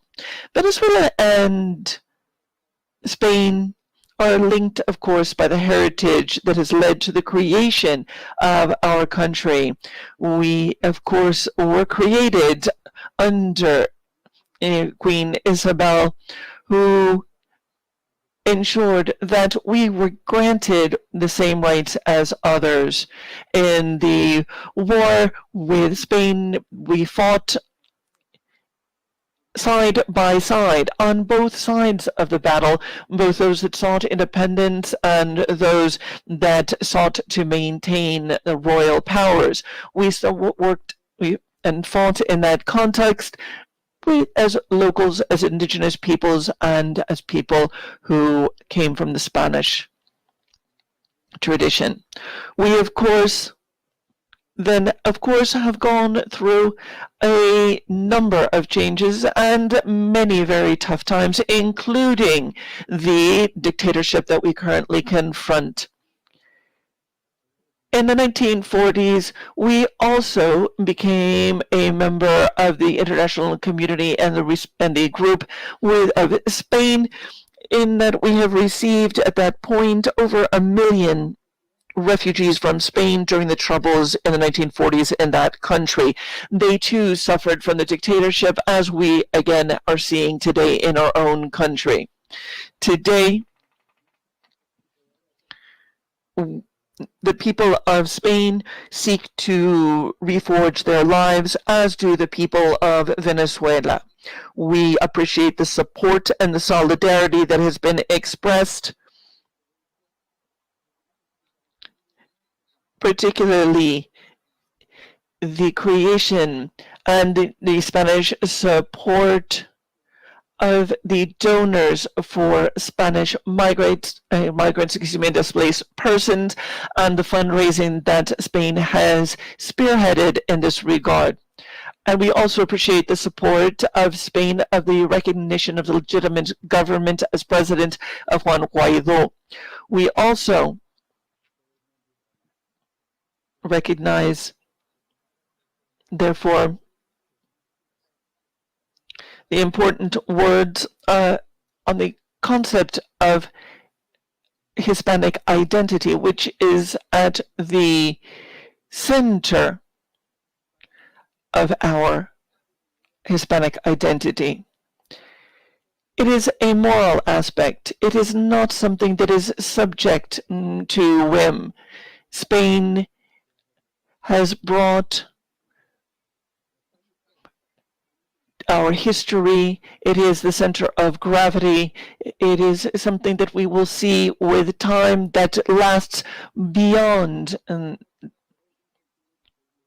political whims, and that goes beyond the circumstances. This Hispanic identity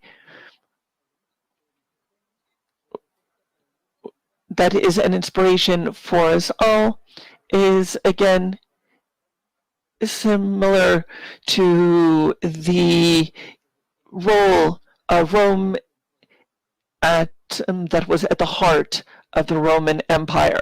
That is the equivalent that we draw vis-a-vis our relationship with Spain. We, of course, appreciate the work, and we congratulate,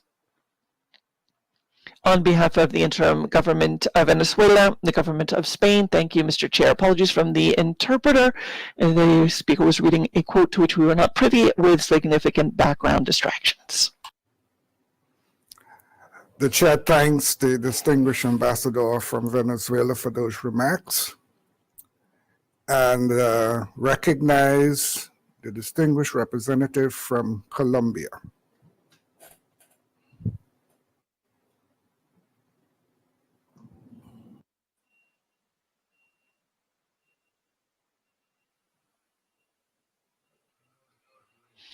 Mr. Chair, Mr. Secretary General, ambassadors.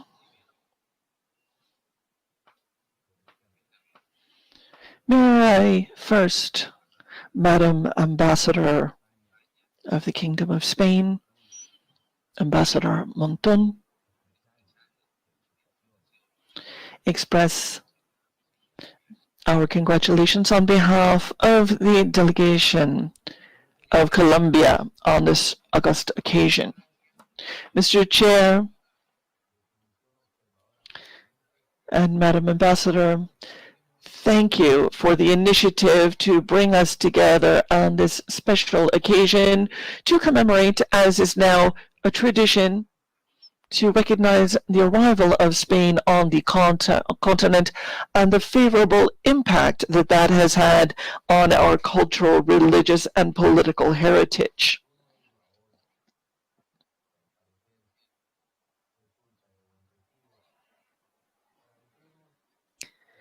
It appears to be particularly important, particularly in light of efforts to deny and refute these efforts, and particularly the effort to tear down statues, monuments, and to question our religious tradition as if we could wipe away such efforts or such traditions in such a fashion. On the contrary, I believe it is important in this context to remember information that very often goes unnoticed. It is thanks to the religious orders stemming from Spain that the people of the Americas received their original education. 33 universities were opened, including philosophy, physics, chemistry, natural history, anatomy, and of course indigenous languages, which were all taught at these schools, along with religion, of course. We also see the practical structure of our cultural ties and relations. We also have, of course, the heritage that we have all received, that is the Spanish language, a language that has been enriched with the neologisms and the contributions of indigenous terms from northern Mexico to Tierra del Fuego. We have as well over 200,000 people in the United States who speak Spanish as a primary language, and many more as a second language. So over 400 million people across the Americas speak the Spanish language with different accents, but a single language. And nonetheless, we see vandals that are seeking to overturn the colonial heritage and questioning the means and the ways in which we communicate. In the 1950s, we have seen efforts to train, again, to form universities, to train women, the creation of training for our original peoples, and the training for the children of these leaders, as well as respect for their traditions. All of this occurred during the Spanish reign.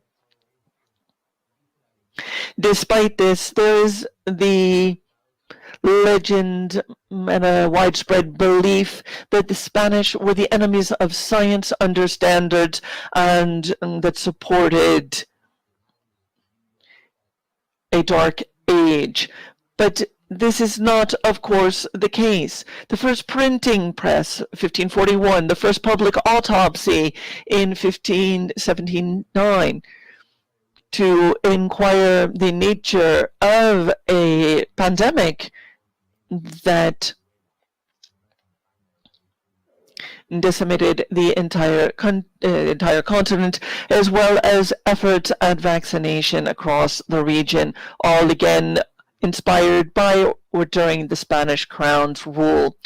Today we confront a similar situation. I believe that we could, in combating COVID-19, I believe that we can learn a tremendous amount from those vaccination campaigns, and particularly smallpox that decimated our indigenous populations, again, during Spanish rule across our region. The law today as a source of equality is just another one of those contributions that Spain has made to a continent that had our communities that were developing with political and social structures and economic structures that were present, but we must acknowledge that very often we also had across our region violence, incest, and human sacrifice. And just like slavery and violence also came to the forefront in 1492 and there forward in the early 1500s at the instructions of the Spanish crown, there was the first acknowledgement of the freedom of all men. This principle that since then has been part of the legislations in our countries. In 1550, King Carlos V brought together the controversias de Valladolid that we have addressed here in this permanent council in the past. The idea and the principle there was to resolve the issues. This was the most important emperor in the country at the time, and they examined what was happening with the original populations across our region. Never before had this happened. It was unprecedented for the conqueror to question its own moral and to discuss and to debate the human rights. That is the true basis for the practice of international humanitarian law. The so-called laws of the Americas, Ley de Indias, also looked at social security, decent wages, construction, protection of pregnant women, among many other pieces of legislation, as well as banning child labor and other benefits to society. Ambassadors, today we are celebrating the richness of our Hispanic identity and all that that has meant in the construction of our societies, of our states, of our peoples. While some demand apologies and seek to burn everything that has happened in the past and to resurge from those ashes, we acknowledge that before we demand apologies for the crimes of the past, we must make distinctions between individuals and institutions, because otherwise we burn all to the ground with no particular merit or benefit. Mr. Chair, a lot of applause does not allow us to understand history. This is true. We know that there was greed, that there was killing, but many times this was not as a result of decisions made by the crown, but rather as a result of the nature of mankind at a time that was particularly difficult and within its context. Yes, the indigenous peoples of the Americas suffered, but they were not annihilated as they were by other cultures that colonized other parts of the world. On the contrary, we have a language and we have the mestizo population that is the mix. Yes, Spain came to the Americas and the objective was to convert the local people to Catholicism. Yes, they made mistakes, but no one perceived that these individuals needed to be exploited, enslaved, and annihilated. That was not the purpose. On the contrary, they brought our provinces onto a level playing field with the other provinces within Spain as overseas territories, Aragon and Zaragoza. Spain came to the Americas, and as the ambassadors have said, it has stayed and remained henceforth, leaving behind it its traditions, its people, its language, making us part and parcel of a heritage that we acknowledge today.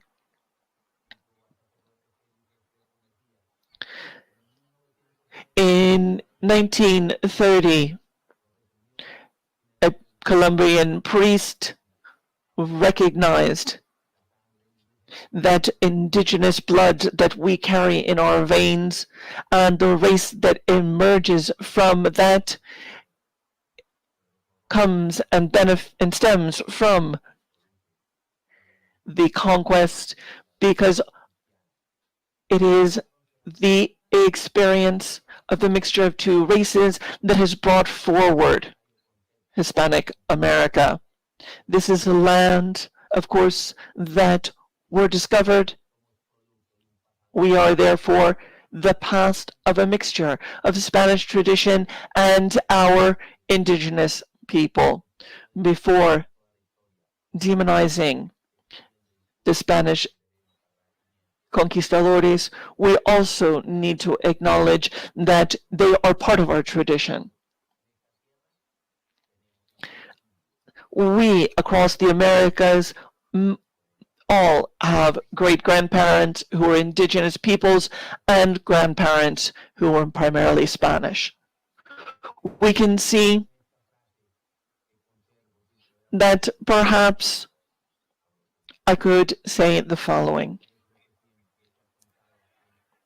What we have always heard that a group of ravenous Spaniards came to the Americas, decimated and stole, raped and killed, and then until the indigenous peoples were able to rise up against the Spaniards and create their own empire.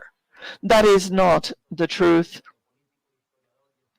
And we know this, and we've also seen that on the true meeting of October 12th, the great Dominican writer said, "For the vast majority of the peoples of the Americas, there is no other date that is more important historically and culturally than October 12th. From any perspective, we must acknowledge that the Spanish vessels led by Christopher Columbus have created the beginning of this encounter of two worlds, and that henceforth nothing would be the same." At the time, López de Gomara, referring to Carlos V, started by recognizing these words: the greatest contribution to the beginning of the world has been the discovery of the Americas, as we call them, the New World. This is not a matter of bad stories or of mistakes, of heroism, of cruelty. There is light and there is shadow on this date, but this is the date upon which our identity with its unique features began to be forged. This goes beyond science and other forms of fiction. Thank you very much, Mr. Chair. Well, we thank the distinguished ambassador from Colombia for that excellent overview of history. And now it is my pleasure to give the floor to Monsignor Mark Miles of the Holy See.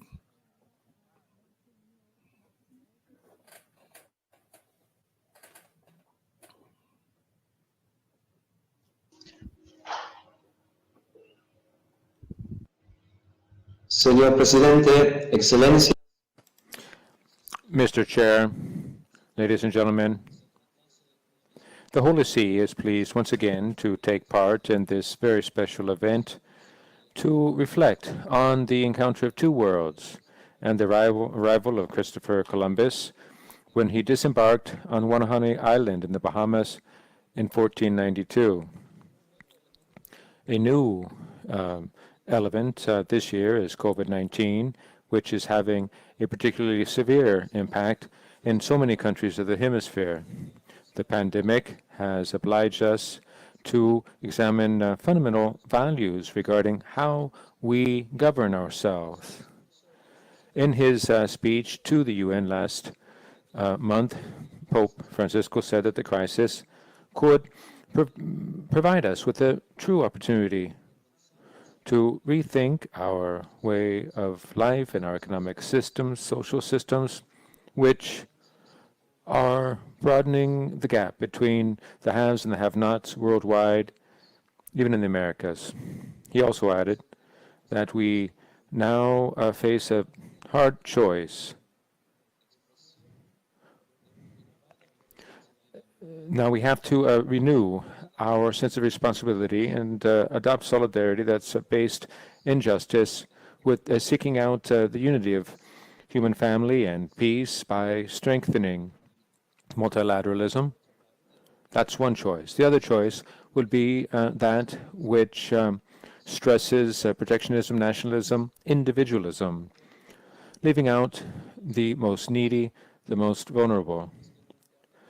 Now, more than ever, we should be aware of where these decisions will take us while we work toward greater justice and solidarity in the Americas.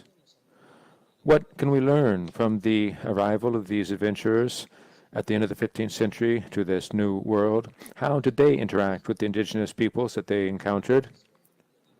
Can their example guide us when we face the big challenges and polarization? The story of the Americas sadly had episodes of greed, cruelty, individualism. The poor and the vulnerable were hardest hit. However, there were also stories of heroism from both worlds, the old and the new, who fought valiantly against these abuses, especially against the slave trade. One of these people was San Pedro Clavel, a Jesuit missionary from Spain who devoted his life to work with slaves that had been brought in from Africa to Colombia. The ships would come in full of slaves in the Cartagena port, where he would go and he would provide them with their basic needs. And he continued to support them in the plantations where they ended up working. He never abandoned them. So to sum up, his sustained commitment, rooted in faith, enabled him to restore dignity and hope to hundreds of thousands of slaves. San Pedro, St. Peter, was not the only. There were others in the Americas that also spread the gospel through their message. Antonio Montesinos in Santo Domingo, for example, Bartolomé de las Casas in Mexico, and in many of the countries of South America and Central America, as they are today, true heroes, saints emerged that also bore witness to the message in the Gospels. Something that comes to mind is Oscar Romero, Saint Oscar Romero. Now, I would conclude this thought, mindful of the fact that the pandemic has shown us that we cannot live without each other. I would like to recall some of the words of Pope Francisco in his Fratelli Tutti encyclical letter, in which he stresses that Jesus does not ask us to decide who is sufficiently close to us to be considered brethren, but let us strive to become everyone's neighbors and brethren, because you can never fully fulfill your potential through isolation. The more we pull together, the better we can help others, integrate the peripheries, and as Jesus said, all of you are brothers. Matthew 23.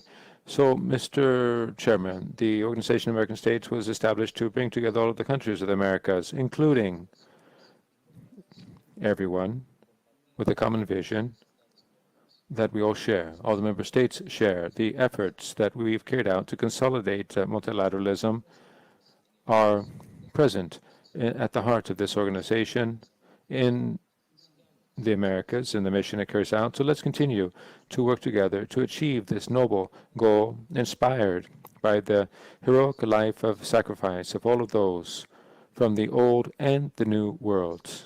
Thank you very much, Mr. Chairman.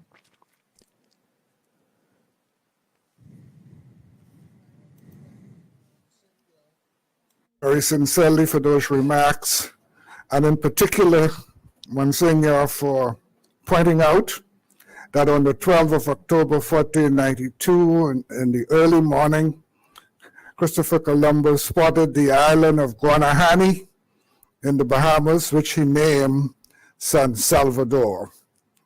And it was from there that he explored the rest of the Caribbean Sea and the Americas. And now I want to give the floor to the distinguished representative of Bolivia.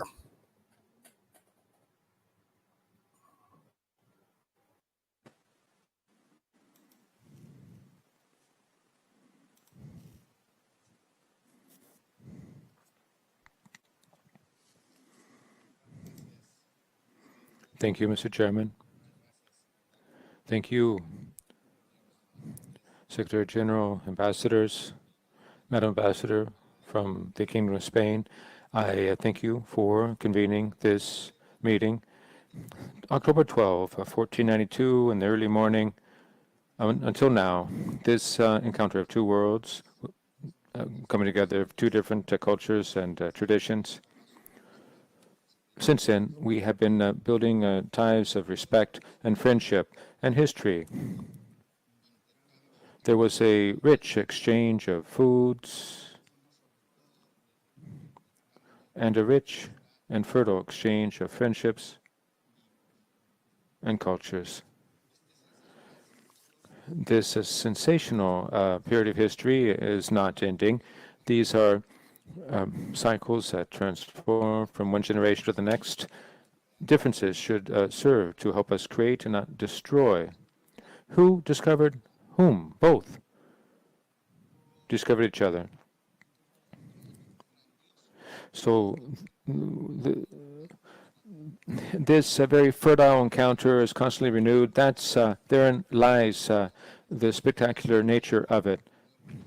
And now we face new challenges as we have before. We're leaving behind a stale vision with taking on a new, novel vision. And of course, we remember our grandparents who shed new light on us. Thank you very much. Thank you, Bolivia, for those remarks. I see no other requests for the floor, except that I now recognize the distinguished Secretary General, Luis Almagro.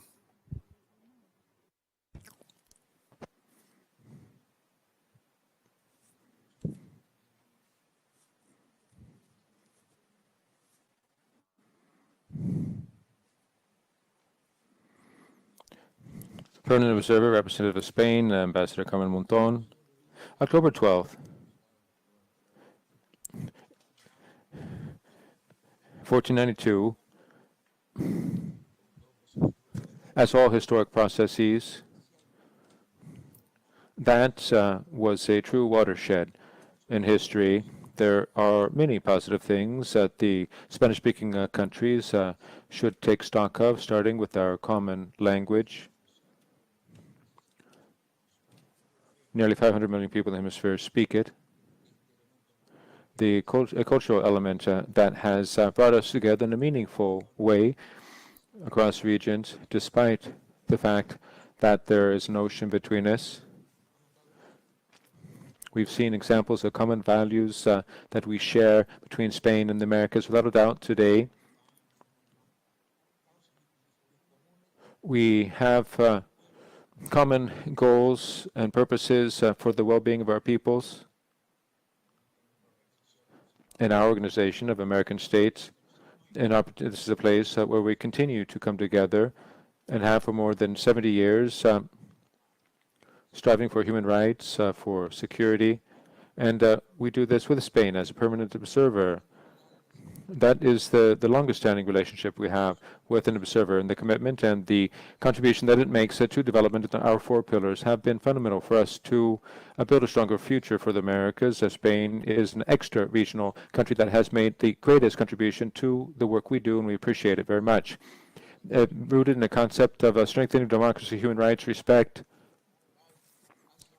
comprehensive development are all part of a common agenda that we need to continue strengthening and deepening. We are a continent of peace with the support of our European allies. There's still unfinished business, areas for improvement in democracy. We continue to face, as we've heard, instances of human rights violations. It falls to all of the organizations, government, civil society, to build bridges of understanding and cooperation between the 2 regions, enabling us to overcome intolerance. We need to strengthen the mechanisms of coordination on both sides of the Atlantic, because that has a direct bearing on the growth of our regions. Now, in equality and rights, we still have a lot of work to do. Spain has been our main partner in supporting important projects in different fields of development here at the OAS. We thank you, Madam Ambassador Carmen Monton, for all that you've contributed.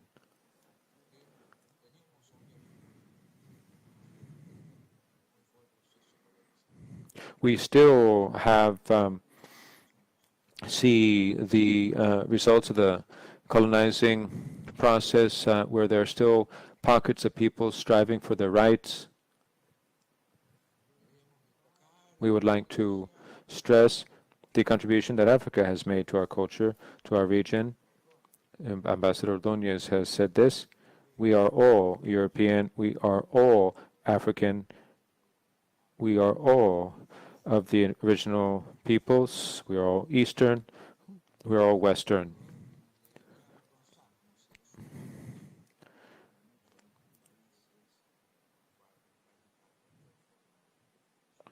And we see that we should strive to avoid any types of discrimination. Different cultural elements come together in our relationship with Spain. We know that our region is rooted in diversity.